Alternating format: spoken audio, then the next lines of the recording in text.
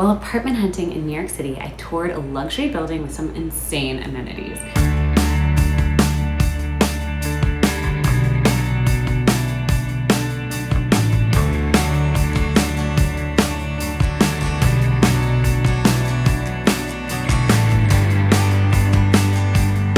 We have to talk about it.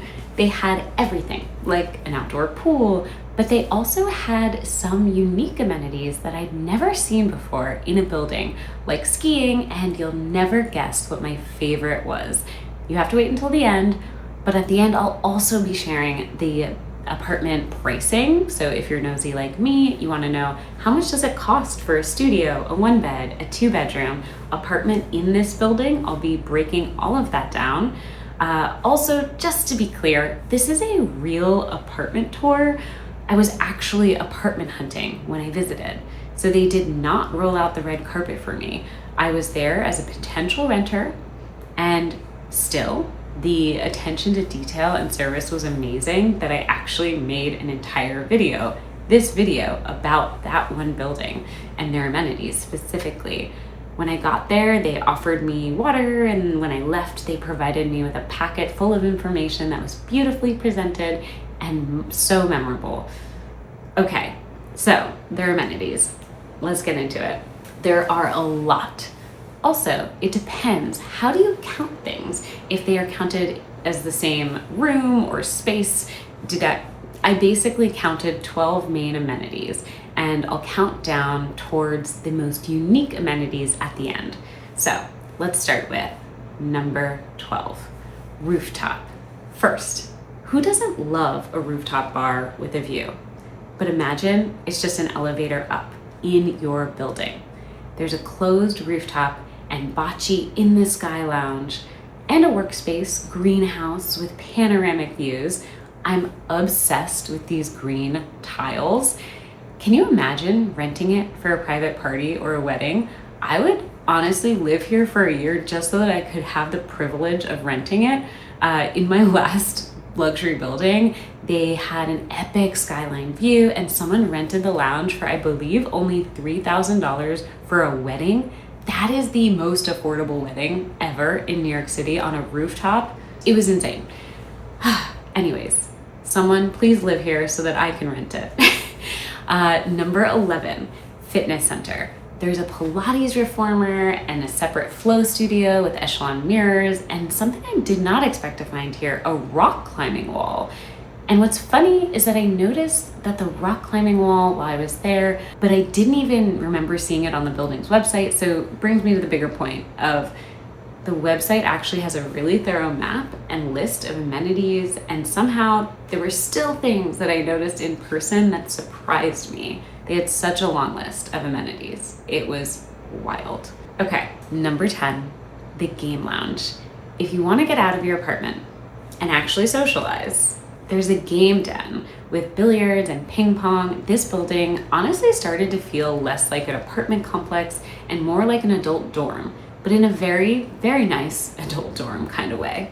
You have all these spaces where you can naturally run into other people who live there. So it feels like there might be a really good community here. That's my guess. Number 9, dog run. If you have a dog, there's a dog run. You don't have to leave the building every time your dog needs to go to the bathroom or get off-leash exercise or socializing. Number 8, children's nook. There's also a dedicated children's nook. So if you have friends over with kids coming, they can have a space that's really all theirs. They can be messy. It's actually designed for them rather than having them take over my living room. It's a small detail, but I think amenities like this make a building feel more thoughtfully designed around community. Number 7, the Great Lawn. Then there's an outdoor terrace called the Great Lawn, which has barbecue grills and a screen for movie nights. You could really spend a lovely summer evening here without ever needing to leave the building. Number 6, Serenity Suite and Hammam-inspired steam room. I unfortunately did not get to see this as it was closed at the time, but it is pretty cool that it is there, it exists, and yeah. Number 5, the rooftop pool. And of course, we have to talk about the outdoor rooftop pool. This is really fun, almost bean-shaped pool. on the roof deck, and there is even a hot tub because apparently having a rooftop pool was not enough. Number 4, golf simulator. There's a golf simulator, but it's not just for golf. You can also virtually play soccer, baseball, hockey, and other sports. So if you're someone who actually likes playing sports but lives in New York City and you can't find a field because everyone else is trying to use that field, this could make that your life a lot easier and be a really fun amenity to have so close. Number 3, the content studio. As a YouTuber, I love that they have a small space for recording amazing audio with lighting and custom backdrops, great for content creators and podcast hosts. Number 2, the lodge with ski simulator. Okay, this is where things get really unusual. A ski simulator, I was told this was Brooklyn's first Olympic-sized ski simulator. So even though you're living in New York City, you can apparently get your year-round snow fix without actually going anywhere. Number 1, the workshop. My favorite amenity might actually surprise you. It's not the pool, it's the workshop. This is a creative makerspace where residents can actually make things. There's a 3D printer, so you don't have to worry about ventilation or space for one in your apartment. And it's also expensive, the really good ones. And as a jewelry designer who often tests out CAD in 3D wax models, this would be so helpful for me. I also love to paint and build stuff, so there are art supplies and I can bring my own, and a Cricut machine and a space to get messy with your own DIY projects, all good things. When I told my painter friend, she was also shocked and obsessed.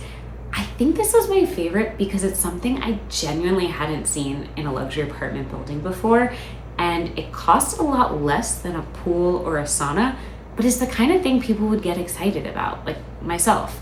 As people are embracing more analog hobbies and crafting, it's a place where you can actually make something that feels different.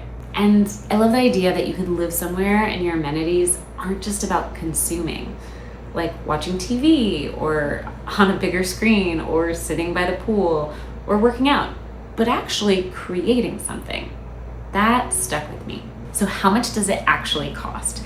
Now let's talk about the part everyone wants to know. How much does it cost to live here? At the time I'm filming this, the building's website is showing current net effective pricing, meaning these prices include the current concessions. The studios I saw listed were around $3,470 to $3,827. A 1-bedroom was listed at about $5,065, and the 2-bedroom was around $8,080. So you're definitely paying a premium for the amenities, but when you think about it, everything that's included in the building, it's hard to not realize that yes, you are paying more and you can keep all of these things under one roof. You don't have to pay for a gym and other things. So that is what most surprised me about this apartment tour. I went in expecting another luxury building with the usual pool, gym, rooftop. I did not expect to find a ski simulator and content studio and a workshop with a 3D printer. And out of all 12 amenities, the workshop was one that I kept thinking about afterwards.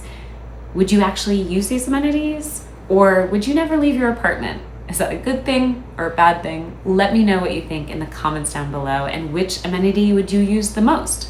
Please like and subscribe, it really helps me out, and I'll see you in the next video. Bye.